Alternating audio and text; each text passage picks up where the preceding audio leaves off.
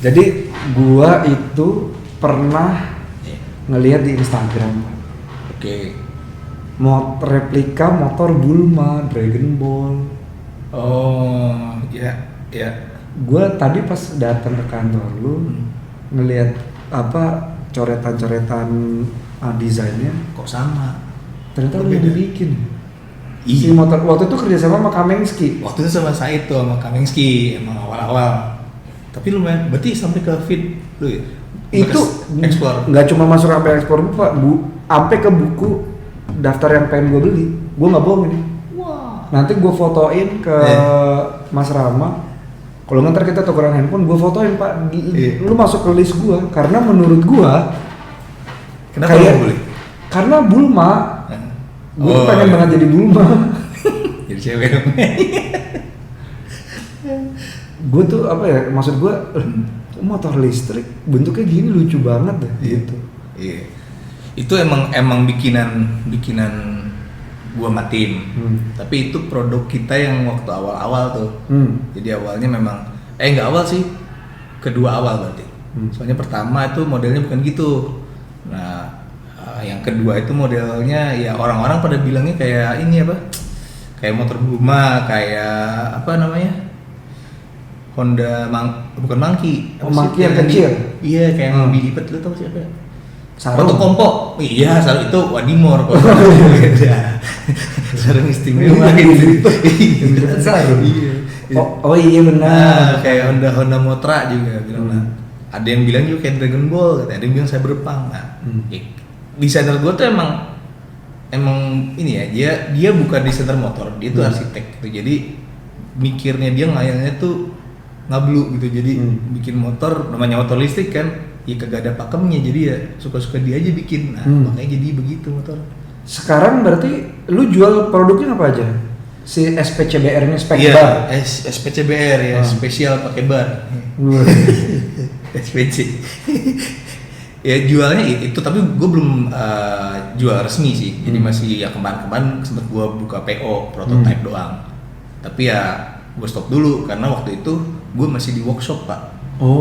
Masih di workshop kecil yang mungkin kalau bilang ya kualitas handmade lah, nggak begitu oke gitu, bukan pabrikan gitu, bukan pabrikan awalnya sih situ. Jadi kita sewa workshop terus itu, nah kita karena keterbatasan itu ya gue takut misalkan yang ada yang mesennya ya alhamdulillah kalau banyak kan kualitasnya jelek kan jadi komplain. Lu tahu netizen kayak gimana, belok dikit aja jelek banget gitu kan. Giliran bagus diem. Iya bagus diem, giliran kembaliannya banyak diem aja. Iya. Balik modal diem ya. Iya balik modal diem. Nah gitu. Tapi apa yang membuat lu masih ragu sama produk lu, padahal lu udah mantep itu kan?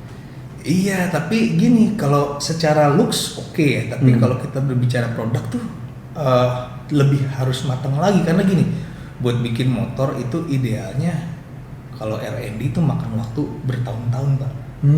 Jadi karena kan target gue tuh nggak cuma jadi buat mainan doang gitu, tapi jadi motor yang ada bisa di jalan raya gitu.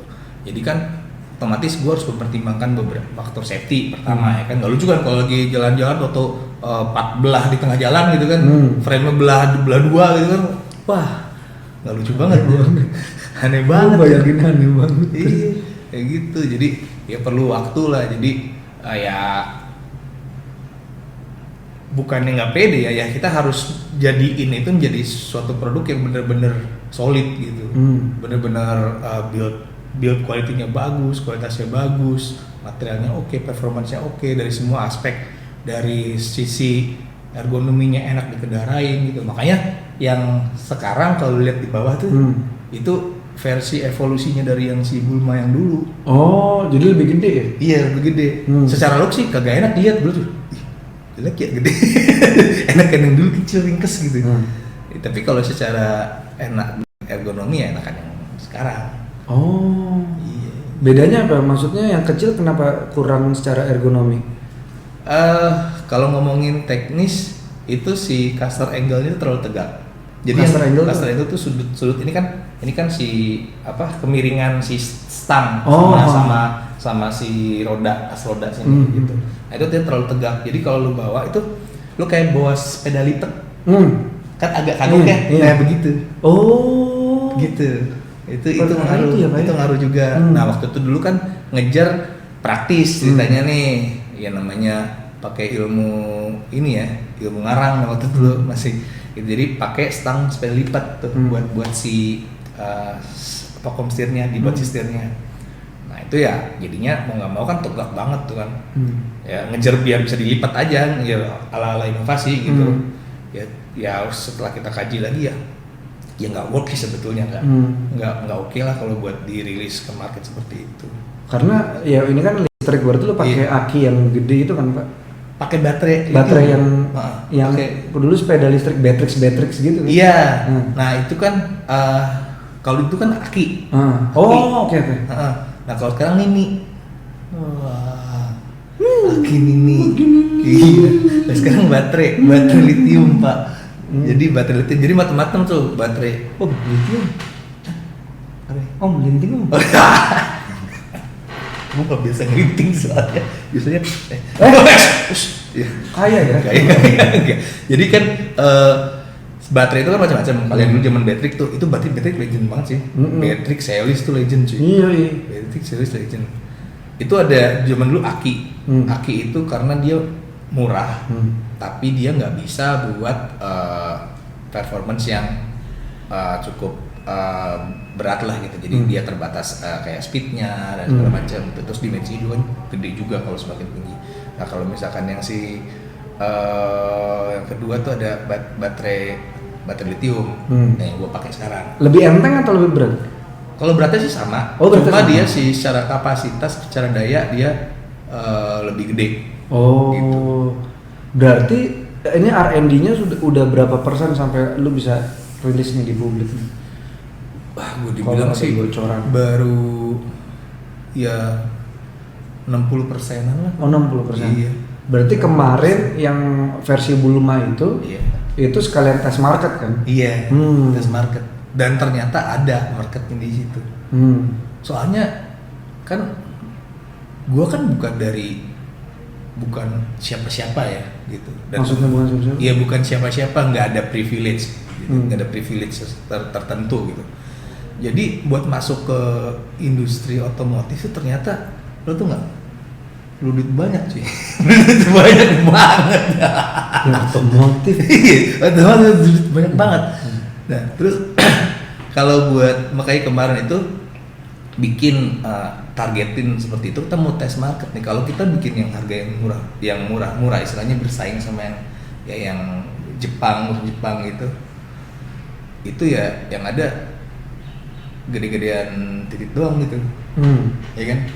Nah makanya gue pikir kita cari nih segmen yang nggak pernah disentuh sama yang lain gitu. Akhirnya kita masuk ke niche market yang kita nggak peduli sama pakem desainnya gitu, tapi it works gitu.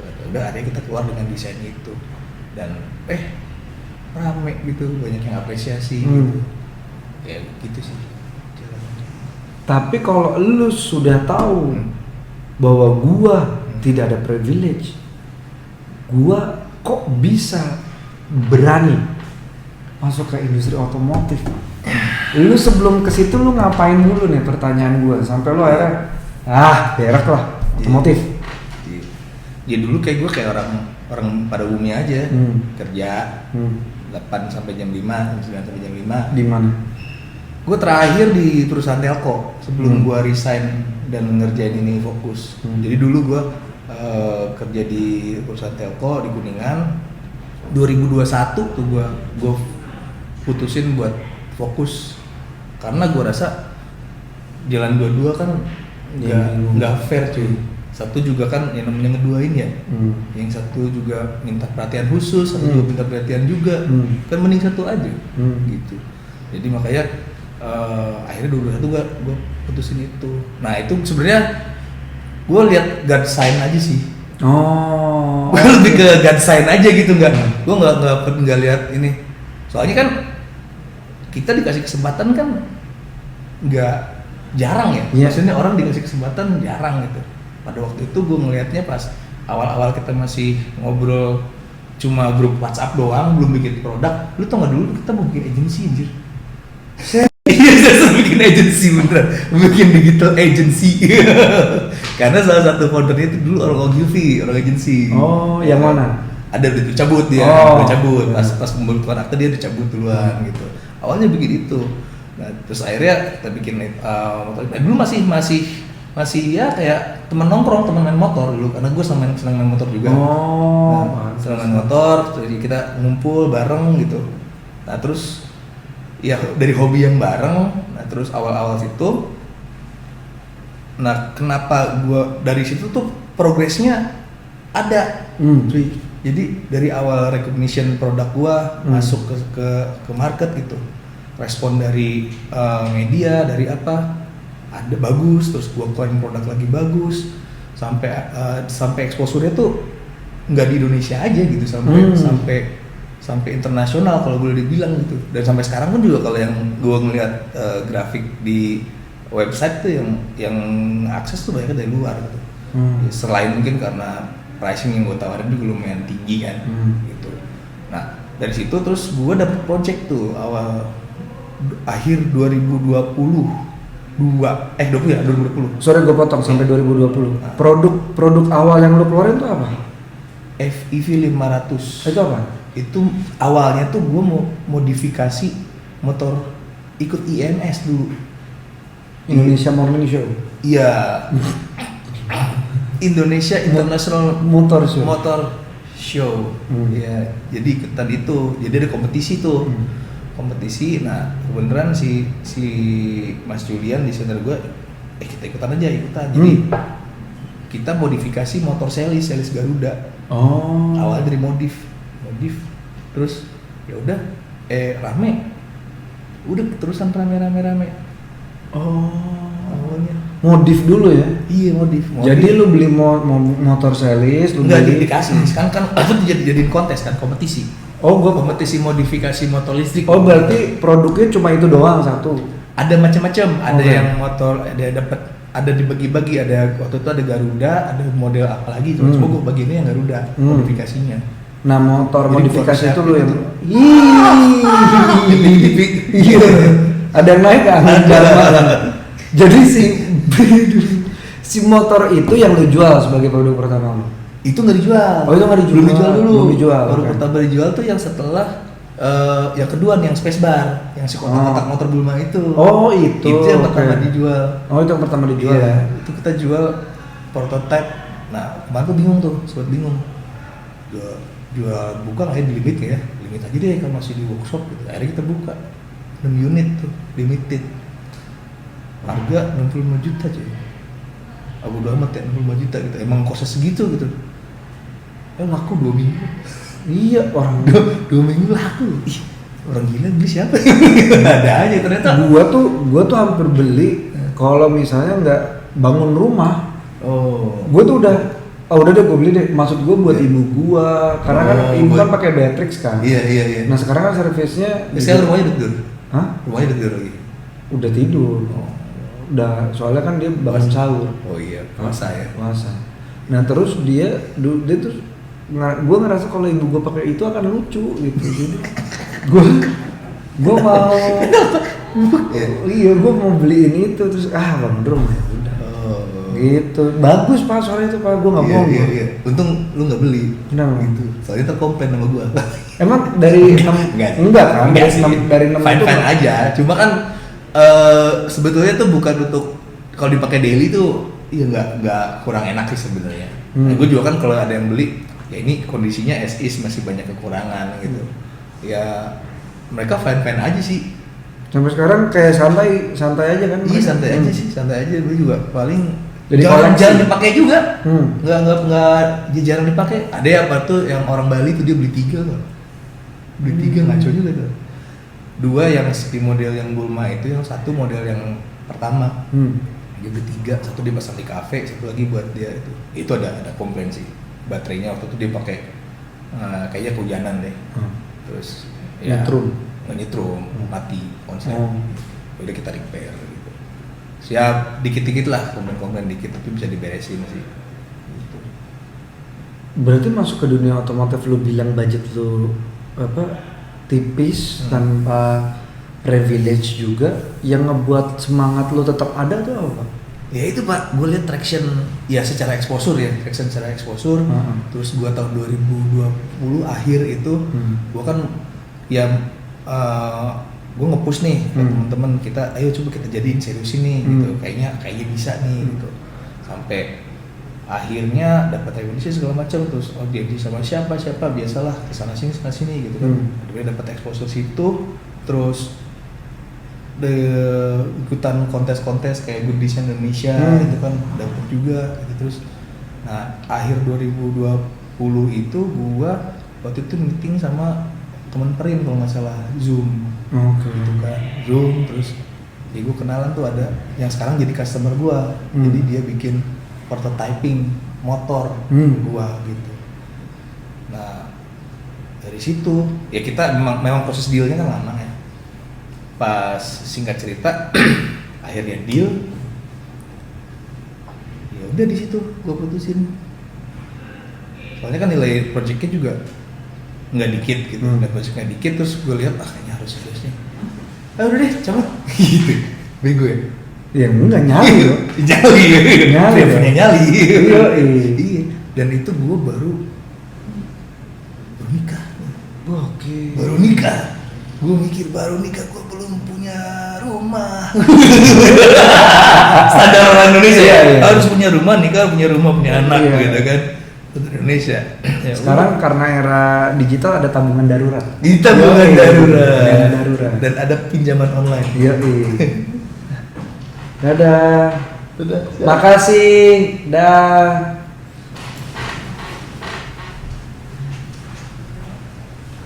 Iya. Jadi lu pertama kali lu lagi kondisinya lagi mau baru pertama nikah, terus tiba-tiba lu mutusin buat udah deh live of faith aja dah gua. Iya, karena kalau secara perjalanan hidup gue Pak, perjalanan hidup gue tuh sirkus tuh. Sirkus gimana maksudnya? Naik turun. Jadi gue pertama ke Jakarta aja gue nggak bawa apa-apa loh. Lu dari mana sih? Gue kuliah di Bandung dulu. Gue orang tua di Cirebon, gue dari Cirebon. Oke. Ya orang kampung lah gitu.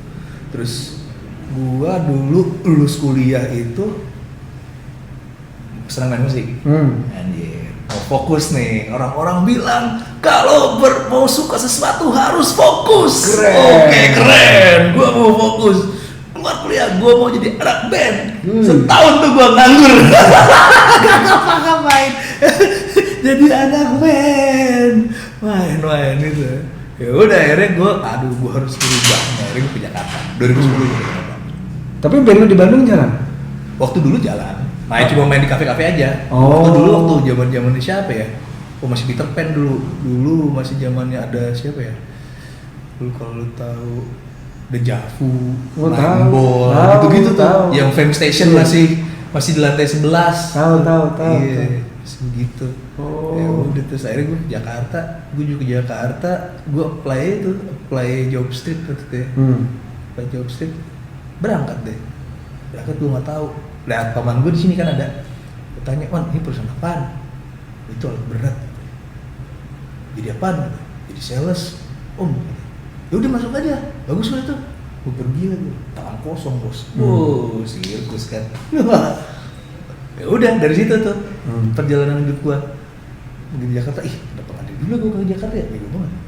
Karena menurut lu lahan basah. Ya perputaran uang di sini Bang. Perputaran uang di sini. Lu jadi apa aja di sini jadi duit. Lu jadi pengemis jadi duit. Dan gue lihat misalkan gue orang main musik kan, gue sekarang masih main musik juga. Main musik aja teman-teman gue itu bisa hidup Pak. Bisa hidup dan dia oke gitu. Ya fee yang mereka dapat misalkan per hari gitu kan, dia main tiap hari gitu, ya itu bisa hidup gitu. Ya gue lihat maksudnya banyak peluang juga, tapi ya banyak hal juga yang ya kayak kita juga harus lihat-lihat juga kan, orang banyak ular juga gitu lah. Pinter-pinternya lu. Iya, pinter-pinternya. Band lu apa namanya Pak? Yang sekarang? Yang sekarang sih ada Kami Sama namanya. Kalau dulu Kami Sama? Iya, Kami Sama. God Tuhan. Soalnya kalau Dewa udah ada. Oh iya. Dewa udah ada. Main musik Jepangan gitu? Enggak. Nama lu nggak bisa. Top 40 ngejablay nggak main di kafe gua. Oh, main di kafe. kayak gitu. Nah terus ya udah kerja lanjut sampai sekarang. Gitu. Pernah di alat berat, ngeband, habis itu Gue macam-macam pak, nggak alat berat aja gue masuk ke alat berat, terus gue jualan mesin cetak sempet, terus gue jualan mesin ini food processing makanan, gue sempet, terakhir di telco ya. Telco. Tapi sales semua. Sales semua backgroundnya. Backgroundnya sales. Sales semua. Emang lu mau sales? Terjebak di situ kayaknya. Kalau misalnya lu mau jadi karakter game, terus tiba-tiba lu punya pilihan job dan itu pasti berhasil tanpa lu harus takut, lu bakal milih apa? Di sales sih. Sales? Iya. Alasannya? Gue bisa tiduran di rumah pak. Iya, santai sih. Kalau udah biasa gak harus ke kantor pak, enak banget. Yang penting jual. Iya, yang penting jualan. Oh. Gue paling males sebenarnya kalau di kantor terus. Jadi awal-awal gitu. Kayak gitu, asik juga. Yaudah deh ini aja. Dapat komisi kan, dapat duit kan. Gitu. Ya udahlah. Gitu, sih. Tapi lip service tuh susah apa enggak sih buat lu?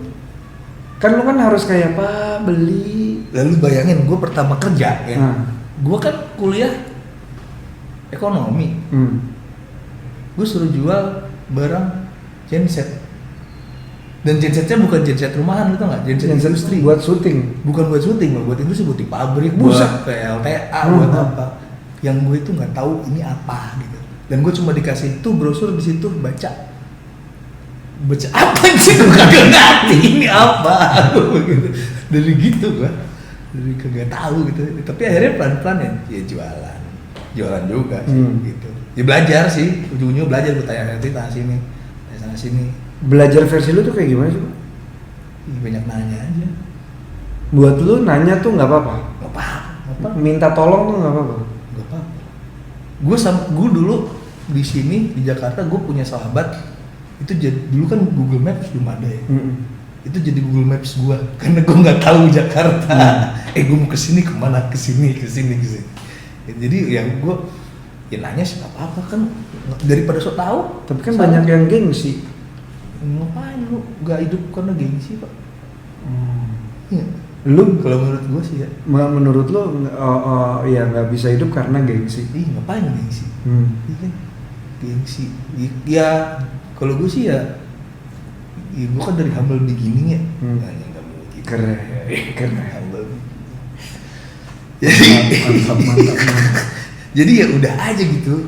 Yang mau ngapain lagi sih? Gitu. Berarti kan Gengsi, lu gengsi. karena lu sirkus hidup lu naik turun dan lain-lain, lu berarti udah mengalami sesuatu yang istilahnya belum tentu orang lain tuh kuat gitu. Iya bener, itu bener. Gue juga ada thank you juga sih, dapat begituan. Gitu. Karena ya belum tentu gue juga kuat juga gitu, bisa bertahan gitu kan. Kalau gue dapat privilege mungkin kan gue nggak di sini kita ngobrolnya. Benar. Iya kan, gue nggak temu Danang. Macannya hidup. Iya. Wow. Ini kayak bamsud ya. Kayak wawancara bamsud ya nggak sih? Iya ada macan. Iya, gue tadi mau bilang kan di sini kayak bamsud ada macannya. Tapi ini lukisan kok. Iya lukisan. Iya. Tapi kalau malam dia nengok sini. Soalnya nggak mau kalah sama bebek. Enggak pegel dia kalau gitu terus. Oh iya benar. Pegel banget. Ada nggak orang datang? Berarti lu ngalamin berbagai macam hal berat di hidup lu. Iya. Ada nggak yang lu nggak bisa manage? Yang lu kayaknya anjing udah nih kayaknya gua mentok nih gua nih. Enggak sih. Nggak ada ya? Nggak ada sih. Nggak ada. Karena gua lebih ya udah jalanin ikhlas aja gitu pak. Ikhlas versi lu tuh gimana? Ya terima. Terima aja gitu. What doesn't kill you makes you stronger pak. Tapi kan pemikiran itu mudah diucap susah dilakukan nggak? Iya, memang susah. Tapi ya memang ada kalanya kita terpuruk, kita harus menyendiri gitu kan. Kayak sedih ada sih. Tapi ya lu mau apa gitu kalau cuma lu bersedih gitu kan. Abis itu apa gitu ya? Iya, abis itu apa? Lu mau apa? Mau narkoba? Kagak solusi. Minum, kagak solusi. Gak jadi apa-apa. Mabok juga masalah masih ada. Iya. Mending hadapin, ya nggak? Mending dihadapin. Cara ngadapin masalah versi lu secara general tuh gimana? Kalau gua sih ya ya dihadapin aja sih Pak, dijalanin aja, ikutin aja yang gue bilang apa, God's plan itu, ya gue ikutin aja, karena gue yakin gue ketemu lu sekarang, gue ketemu Rama kemarin, gue ketemu teman-teman yang lain juga, itu pasti ada rencananya, jadi ya ikutin aja. Gue misalkan kayak dulu ke awal-awal seperti itu juga ya mungkin Tuhan biar nyuruh gue kuat gitu kan, terus ada sesuatu yang lebih baik yang harusnya gue jalanin, bukan ini gitu kan. Makanya dia ngasih pilihan, karena yang kita jalanin itu kok gue jadi motivator begini Pak. Lah kan maksud gue kan justru itu, lo kan bisa ngasih sudut pandang pelaku. Iya kan, pelakor. Aduh salah, pelaku opor. Iya, maksud gue ya jalan aja, kerjain aja gitu, lu nggak usah. Kalau gue ngadepin masalah sih ya gimana ya, gue cuma ngadepin aja sih. Gue orangnya nggak jadiin beban Pak. Lu jadi masalah juga nggak jadiin beban. Jadi nggak usah lu bawa renungin banget terus jadi drop. Enggak sih, gue masalah tiap hari masalah dari dulu. Cuma ya jalan aja. Gue kuliah nggak bisa bayar juga. Masalah bos, gimana ini? Ya udah pinjem uang, solusi. Tapi lo kalau ketawa mirip Kang Omes lo sadar nggak? Iya. Nggak tahu, emang ya? Iya. Emang ini nih senyum lo yang ini, Kang Omes banget. Gue berapa kali ketemu sih. Iya. Tapi nggak dengan dia Pak. Lah orang mirip gimana gantengan dia? Enggak lah, putih Pak dia Pak. Kalau gue kan lebih putih. Waduh, bagus.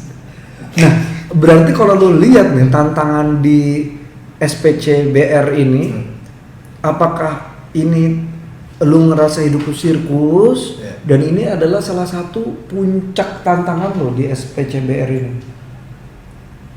Ini masih tantangan sih. Masih tantangan karena ini masih apa ya? Kita masih baru mulai lah kalau gue bilang. Kita baru dikenal sama industri. Karena kan banyak juga nih teman-teman yang istilahnya kita startup ya, kita baru mulai rintisan yang tidak punya istilahnya kekuatan di belakangnya gitu.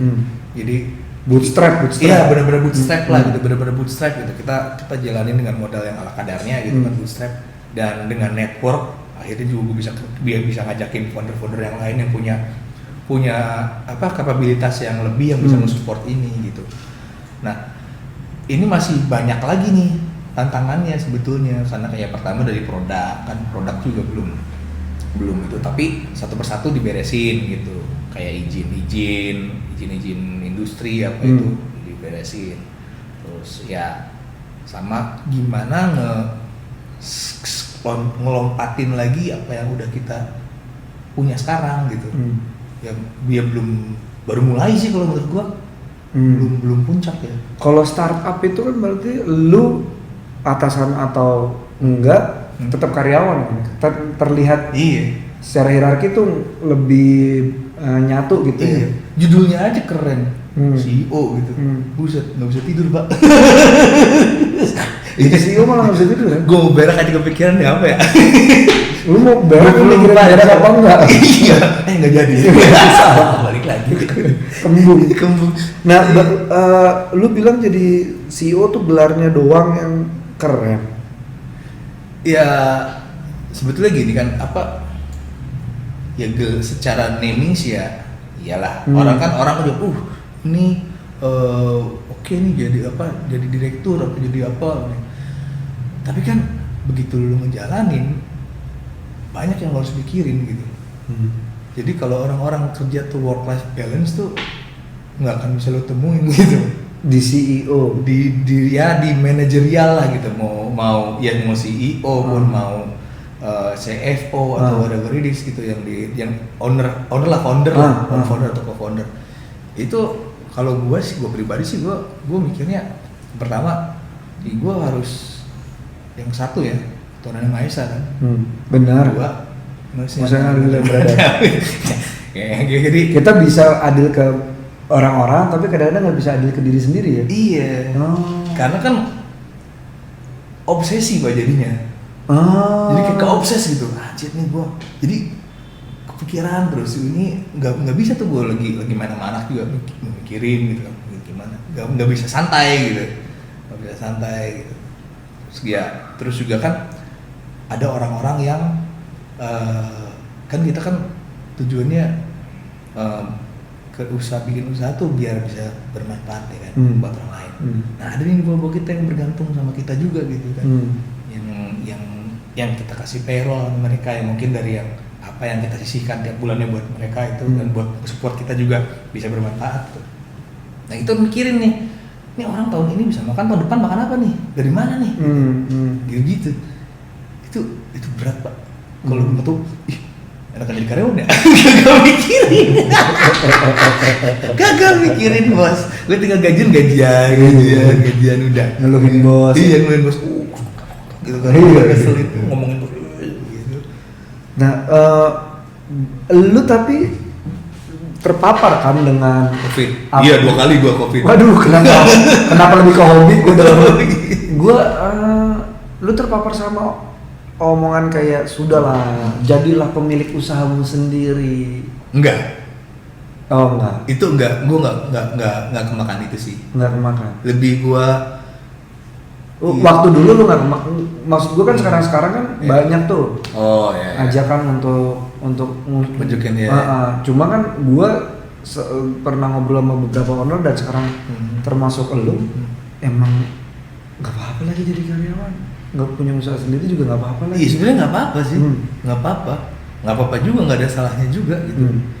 Ya tapi kalau misalkan lu dihadapkan dengan kesempatan, kalau lu mau ambil ya ambil gitu. Coba ya. Iya kayak gue kan dihadapin sama kesempatan nih, gue mau ambil nggak nih gitu, gue berani nggak nih ngambil gitu. Gue juga mikir dulu, ambil ya. Gue tanya sana sini pas sebenarnya, gue ngobrol gimana ya. Gitu. Teman-teman yang ngasih tahu ya terserah lu gitu. Oh, iya juga sih.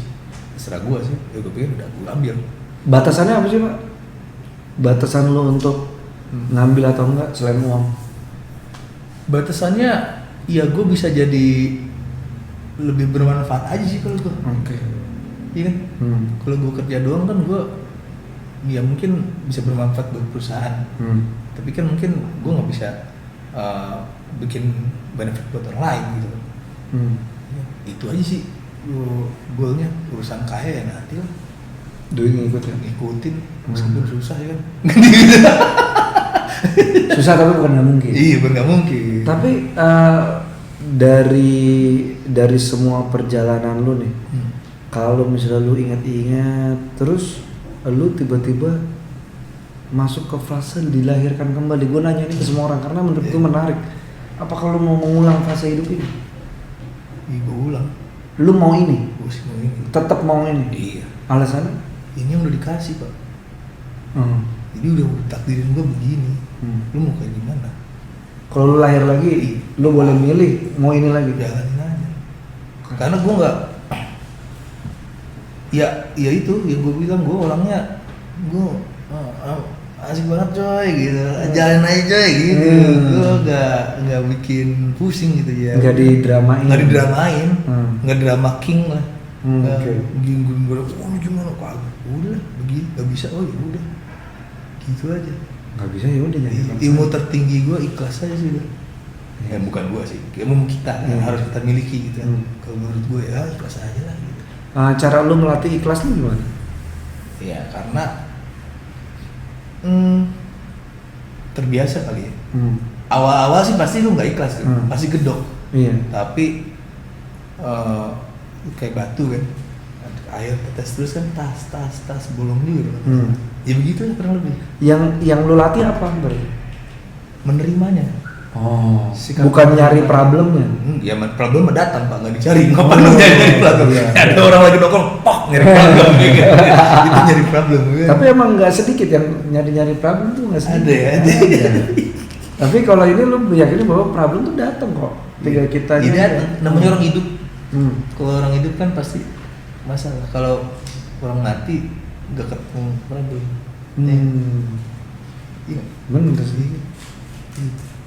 Abis dari SPCBR ini, lu ada impian lain nggak? Kalau misalnya, atau gini deh, kalau lu dilucutin semuanya, semua yang lu punya, Lu mau bikin apa? Ilmu lu dicabut, uang lu dicabut, apa sih? Lu bener-bener polos. Lu Pertanyaan bagus sih.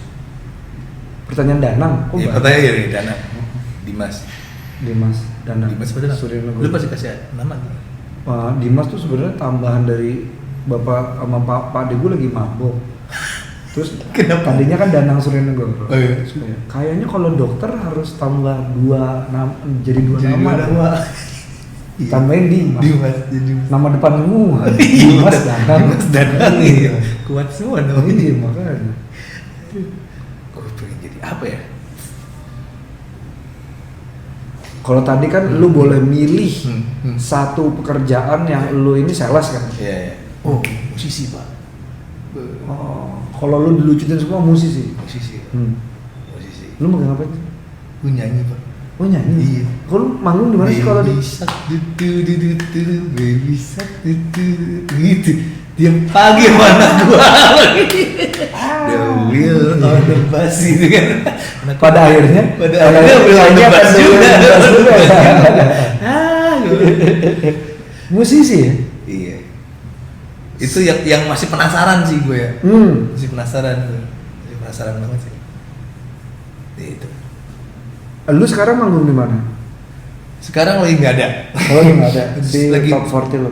Lagi kemarin sih gue main di zaman Montis, terus Savoy masih ada tuh, masih belum Savoy, terus mana lagi ya? Lumayan juga tuh. Senopati loh, Baxter Smith itu situ, Yellowfin gitu. Oh, Yellowfin tahu. gue sempet main situ juga. Di depan apotek tahan Iya, tahu. Itu kuat banget ya apotek ya. Parah pak, Sampai- sekarang tambahin beton. Iya betul, just. Iya. Tapi gue nggak ngerti orang nabraknya gimana sih? Emang nggak kelihatan apa? Ya? Pak, ini namanya juga orang Koban. Gue sekobam-kobamnya nggak begitu, karena dia parah banget kali ya. Iya, lu pro kali. Mungkin ya. Iya. Kebayang orang apotek kayak gitu. Makanya udah kebiasa gitu kayak. Jadi lu pengen jadi musisi, apa yang membuat lu memilih kalau lu dilucutin semua lu pengen jadi musisi? Happy aja. Happy itu gimana menurut lu? Ya happy, nggak ada beban. Hahaha aja gitu. Happy aja kerjanya. Terus ya happy sih kalau gue. Nggak mikirin payroll, nggak mikirin apa gitu kan, nggak mikirin PNL, nggak mikirin forecast. Iya, forecast ini. Sebel banget gitu kan gitu. Kalau gitu gue mau nanya, 10 sampai 100 happiness lu sekarang berapa? Sekarang Personal ya. Ya gue bilang sih 100 Pak. 100? Iya. Menarik. Whatever it is ya, gue terima. Gue udah punya anak istri yang happy. Gue bilang ya nikmati. Karena kalau kita ngejar happiness ya nggak ada habisnya dong. Kalau happiness lu 10 sampai 100 di SPCBR? Wah, Karena lu sebagai direktur nih. wah ini sih masih jauh ya. Ini sih masih ya si 60% lah Pak. Sama seperti angka development lu ya. Iya, masih 60%. Begitu ini udah anak lu SPCBR ini lahir bener-bener Iya. bisa Bisa di bermanfaat jalan buat raya orang, gitu. Di jalan raya itu gue seneng banget sih. itu 100%. Sekarang juga ada sih di jalan raya, tapi dikit gitu. Terus kalau ada polisi ditangkep, Kok nggak ada gitu? suratnya dong, nggak ada suratnya bos. Oh iya. Iya. Jadi kita nggak bisa sembarangan pakai motor listrik di jalan raya, apalagi jalan raya protokol. Jadi peraturan itu kalau dipakai di jalan raya harus bersurat, kecuali sepeda. Definisi sepeda ada goesannya. Sepeda listrik boleh tuh. Boleh, Oh. ada goesannya gitu. Jadi gitu. Makanya gue kejar nih sampai gue belum punya, awal tuh nggak punya NIK, nomor induk kendaraan. Sekarang udah punya. Jadi kita udah bisa ngasih VIN number, punya VIN number sendiri gitu.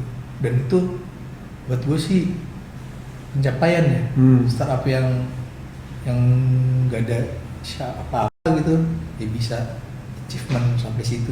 Ya tinggal nerusin itunya aja, maintainnya itu yang berat tuh, nerusin sampai jadi beres. Tapi ini banget sih maksud gua apa ya?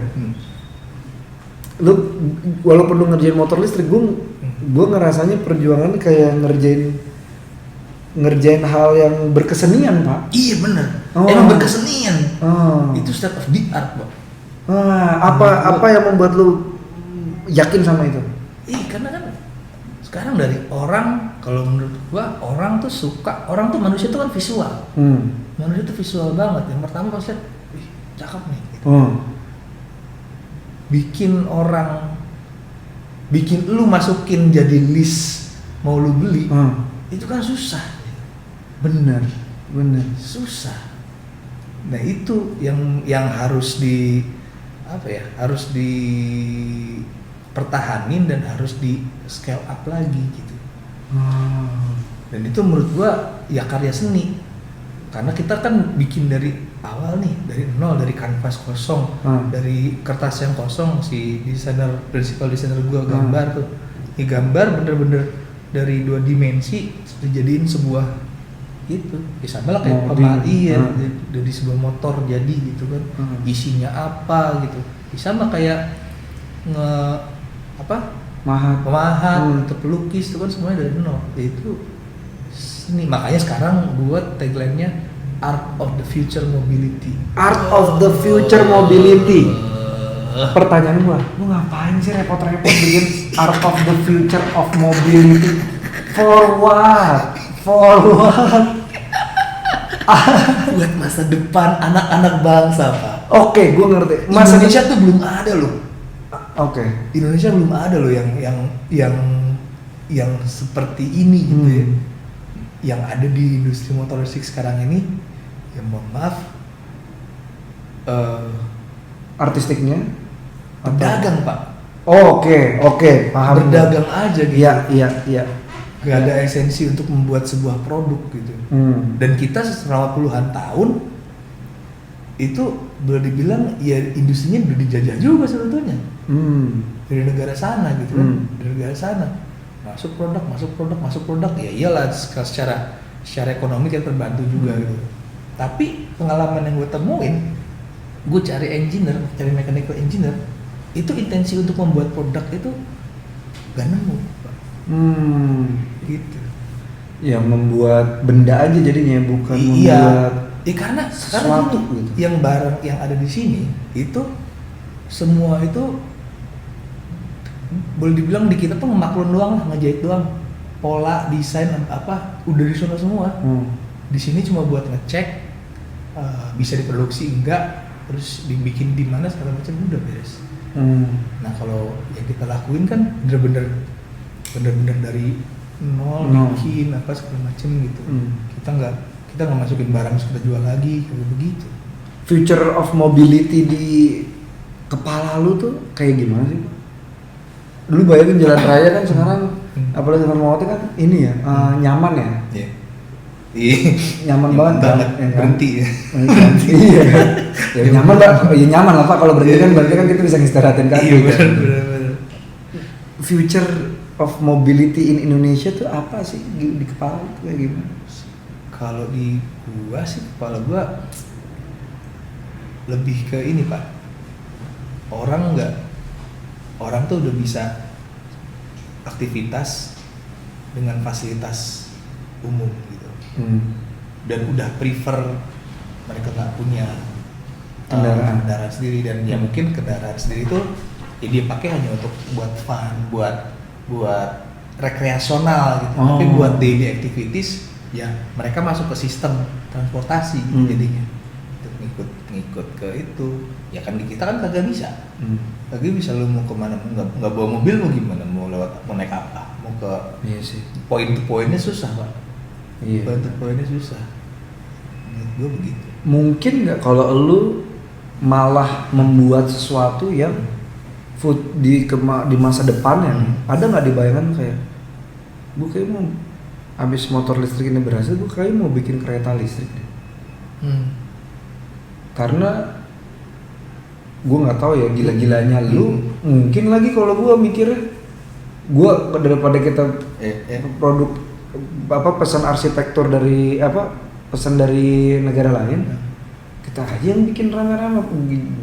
Kalau gue sih gila-gilanya gini sih Pak, gue pengennya tuh semua motor listrik yang ada di Indonesia, mau mereknya apapun, itu ada kita di dalamnya. Oh. Gitu. Oh, lu jadi kayak start industriesnya gitu ya? Sort of lah. Jadi entah mungkin development, karena kan strength-nya kita di R&D nih, atau dari development frame-nya kah, atau dari surface-nya kah, desainnya kah? Desain by, Iya, baterai desain by, yes. Kayak Pininfarina, kayak McLaren Solution, iya. gitu-gitu. Ya buat sekarang ini sih masih sampai di situ bro. Gitu. Makanya biar gue juga nggak bisa, teman-teman yang lain juga bisa punya mainan juga gitu. Jadi kan gue bisa bikin sesuatu yang memang ya udah mau kita aja gitu. Gue misalkan bikin motor yang top speed gitu kan, motor kayak Akira misalnya. Iya, gitu. Kayak Akira atau misalkan motor yang bisa ada apanya, bisa jadi jet ski gitu. Ya suka-suka gua aja, mau ada yang beli juga gitu. Tapi pasti ada yang beli gitu, pasti ada aja gitu orang gila di dunia ini yang mau motor-motor aneh gitu. Dan marketnya ada cuy. Lu yakin sama itu? Yakin sih bro. Itu dia kan. Keren.